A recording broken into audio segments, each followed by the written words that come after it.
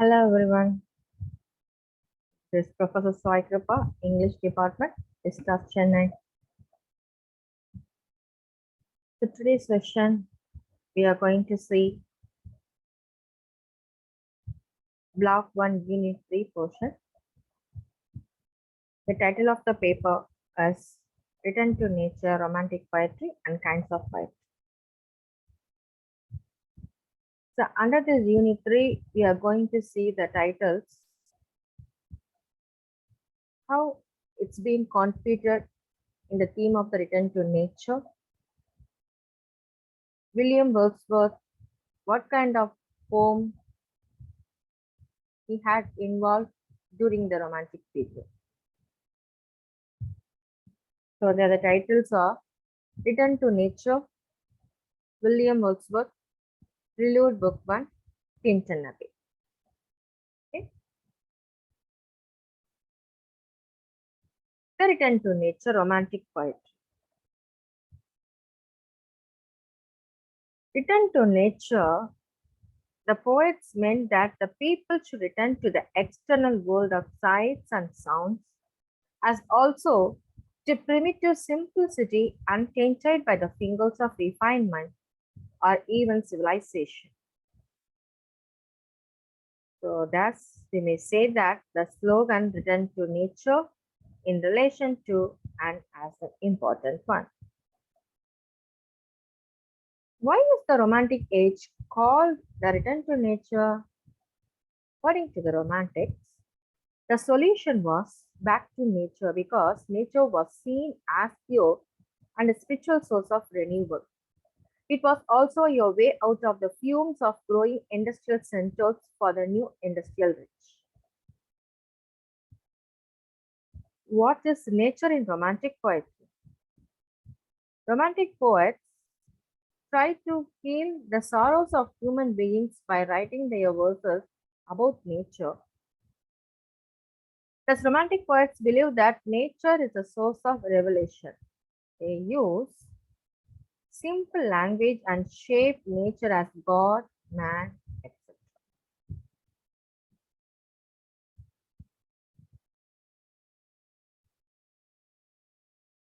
What did nature mean to the Romantics? Romantic artists depicted nature to be not only beautiful but powerful, unpredictable, and destructive. This constituted a radical departure from Enlightenment representations of the natural world as orderly and benign. Which Romantic poets wrote about nature? Among other things, glorification of nature was an integral part of Romanticism. Among the best known nature poets, including William Wordsworth, Percy Bysshe Shelley, and John Keats, were part of the Romantic movement. What is nature according to the poet? According to the poet, nature's mood is one of sadness. The poet relates the darkness in the sky when the dark clouds gather to sadness.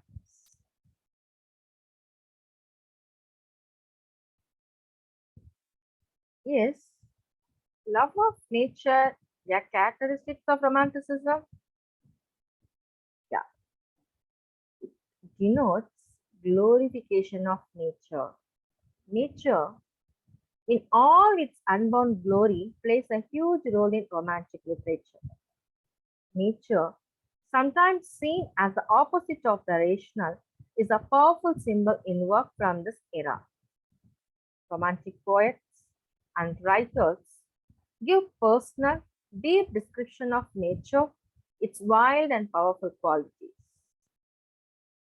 Then what is the role of nature in English literature? Nature in all of the poems and essays is truthfully a living character through which human identity is constructed either through the character's alignment with the natural world or their struggle against it.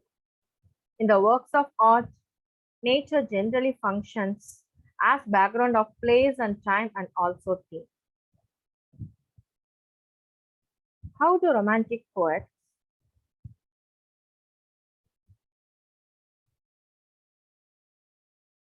view nature? The Romantic poets also regarded nature as a living force, as an expression of God in the nature. Nature became a main source of inspiration, a stimulus to thought, a source of comfort and joy, and a means to convey moral truth. How does the poem reflect the poet's deep love of nature? The poem reflects the poet's deep love for nature when she presents a pen picture of Valmiki's hermitage where Sita is living in exile. The place is densely covered with creepers, flowers, and trees. It is so dense that sunlight cannot pass through it. Then, what does nature symbolize? Nature can symbolize peace and calmness. Sometimes it also signifies power and strength.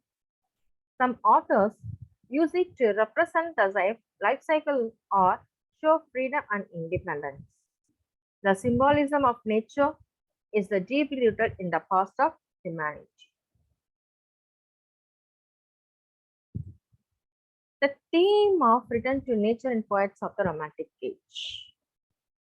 During that period, what are the themes had made in that time? The theme of the need for a return to nature is the predominant theme during the Romantic age. Each of the major poets of the age employed the theme as a vehicle for demonstrating a movement towards self knowledge. However, the employment of the theme is usually for the purpose of elaborating on a possibly more significant theme in Romantic poetry, the workings of the human mind. Each poet employs the theme in different ways to accentuate his or her overlying premise of the need for reflection and thought. William appears to be the father of the employment of the theme in the sense that his use of the theme seems the most complete and deliberate. Nonetheless, the poetry of Percy Bysshe Shelley closely follows Wordsworth as far as this particular theme is concerned, and Shelley even specifically references Wordsworth's poems in poems of his own that most explore this theme. Lord Byron and John Keats also offer clever and interesting variations on the theme. However, Samuel Taylor Coleridge seems to advocate maintaining some distance from nature to demonstrate reverence for God's power. In his preface to Lyrical Ballads, William Wordsworth states his belief that the poet considers man and nature as essentially adapted to each other, and the mind of man as naturally the mirror of the fairest and most interesting qualities of nature. Nature is a recurring theme in Wordsworth poetry. It's matched in significance only by the theme of remembrance of the things past after being excited by some current event. However, more often than not, Wordsworth combines these two themes. The result is the impression that the understanding of oneself gained from recollecting past events is the best accomplished by and ultimately leads to a return to nature.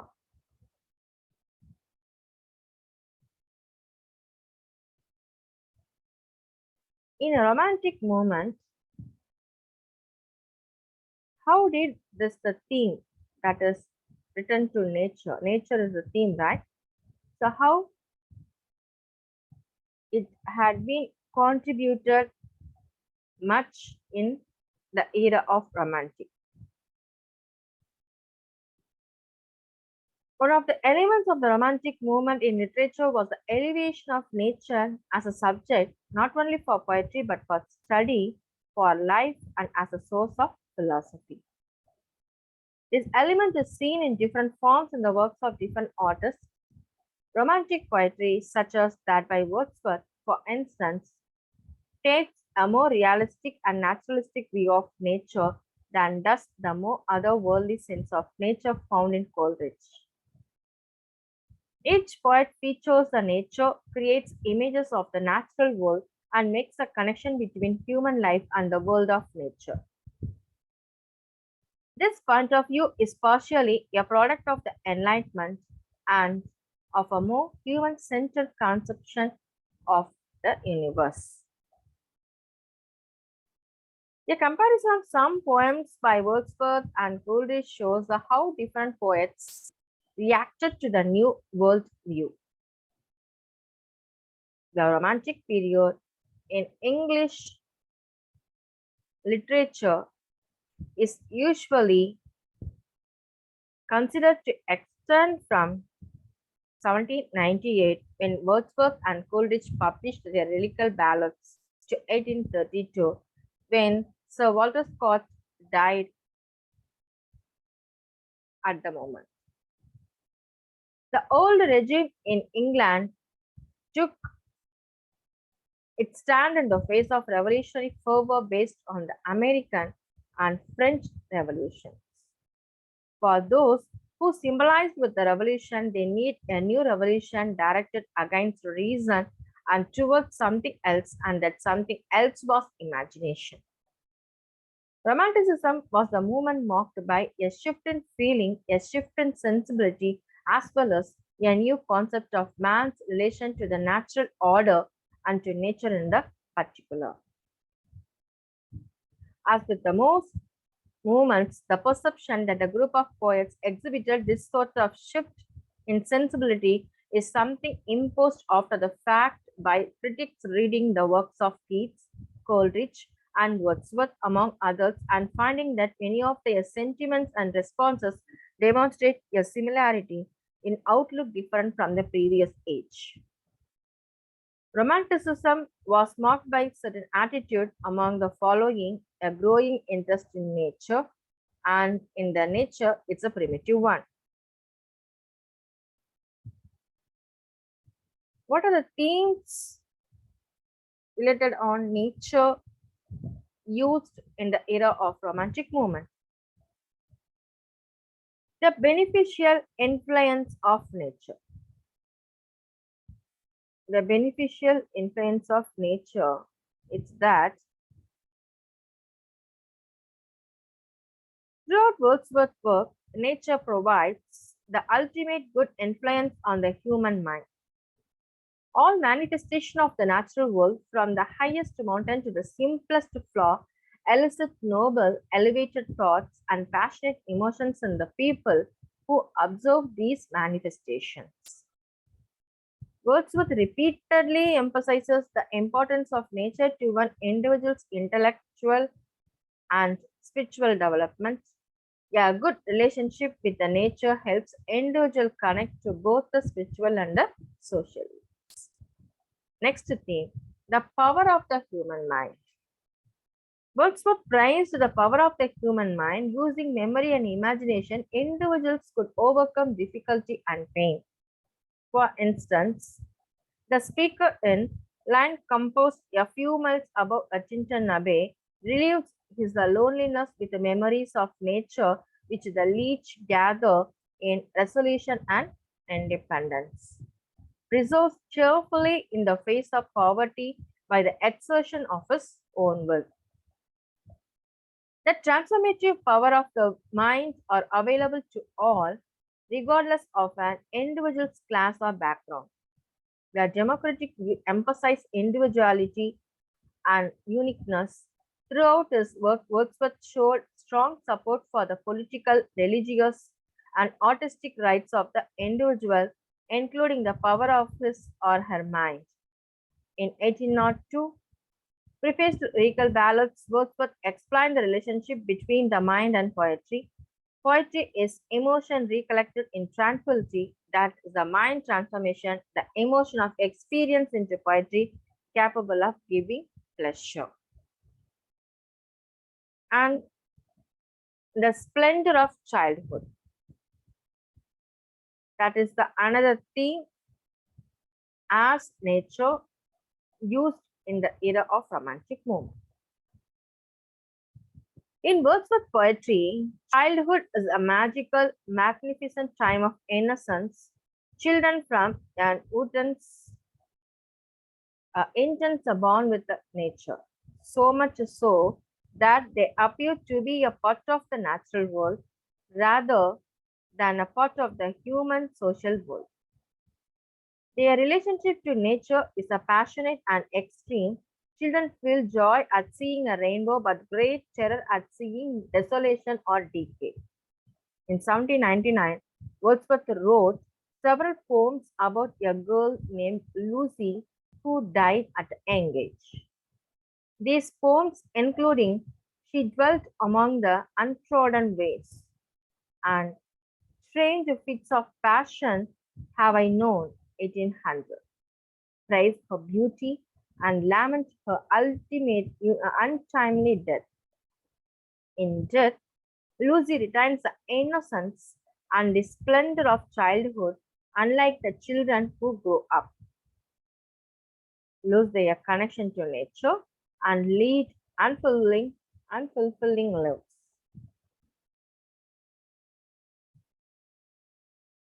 The speaker in Ode, Intimations of Immortality, believes that children delight in nature because they have access to a divine, immortal world. As children age and reach maturity, they lose this connection but gain an ability to feel emotions, both the good and bad. Throughout the power of the human mind, particularly memory, adults can recollect the devoted connections to nature of their youth. So here in this session, what are the things we have seen? First, we have seen about a small introduction about the love of nature and how this love of nature had been used in the romantic period. And third one, why was the reason, which one empress, what the term denotes, and what are the themes have been used in the period of romantic age. So these are general themes. Mostly William Wordsworth, it's addressed to the nature. So totally in his lifetime, Wordsworth surrendered his life to the nature because many poems connected with the nature. So here I stop this session of this unit 3 of part 1 video. Part 2, we will continue the rest of the unit 3 portions. Thank you.